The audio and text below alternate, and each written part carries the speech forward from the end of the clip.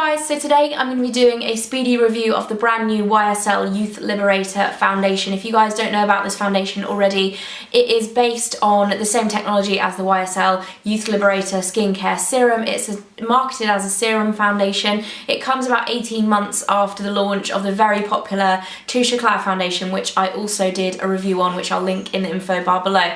Now, in terms of the consistency of this foundation, this is a much higher coverage than the Touche Eclat foundation. I know there'll be people asking for comparison reviews of them, but to be honest, they are two very different beasts. The Touche Eclat is very, very lightweight, very glowing. It's more of a kind of tinted moisturiser level of coverage. I do really like it, but it is a very different coverage and finish to the Youth Liberator. This is a much higher coverage.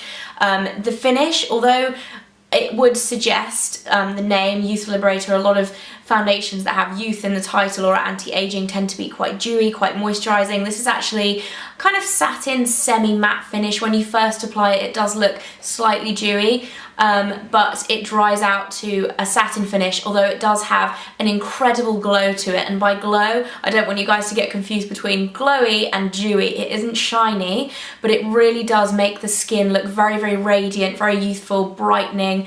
It really, really looks beautiful. I've been using this every day for the last week since I got it. It is a kind of traditional foundation, liquid foundation consistency, perhaps a little bit thicker. I use 3 pumps to cover my whole face. The packaging is a fairly heavy glass bottle with a stopper on the top and then a pump, so nice and clean. Personally, my favourite way to apply it is to buff it in using a synthetic fibred foundation brush. I liked the sponge, but not so much. If you are going to use a sponge, you definitely want to be using something akin to like a beauty blender, something quite squidgy, so you can really kind of blend it into the skin. Instead of a harder sponge tends to be a little bit difficult because it isn't the most moisturising of products. That was one thing that surprised me about this, is that if you do have drier skin, you'll definitely want to use a very moisturising primer or a good moisturiser underneath it. If you do have oily skin, however, it probably means that it will be a very good kind of all skin type foundation. So if you use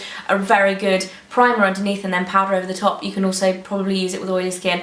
Having said that, I don't have oily skin, so I would recommend getting a sample if you do have oily skin. In terms of staying power, for me, this is incredible.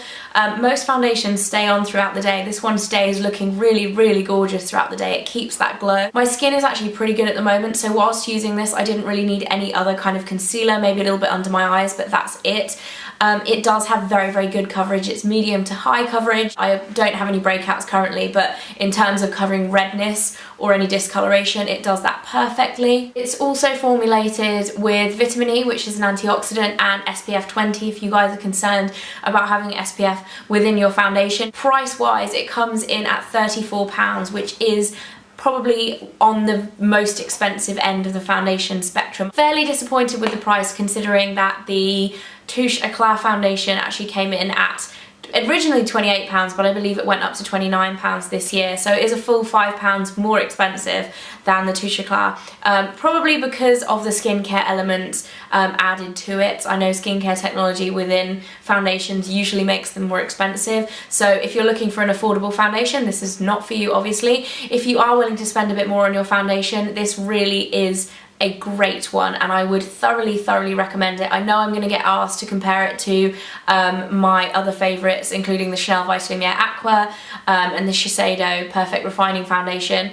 This is as good. I think it's one of those foundations that will stay amongst my probably top 5. I've had so many compliments on my skin in the past week since I've been wearing it, and the staying power is slightly better, I have to say, than my other kind of favourite foundations. However, it does feel a little bit heavier on the skin than the Chanel Vitalumiere. If you're looking for something super, super light that you're not going to feel at all, then the Chanel would definitely be my recommendation. If you are looking for something a bit higher coverage and that has a little bit better staying power, then this really is great. I honestly can't recommend it enough. I think it is a wonderful, wonderful product. Yeah, so I hope this review came in useful to some of you if you're looking to buy it. I would definitely recommend it, and I will see you in my next video.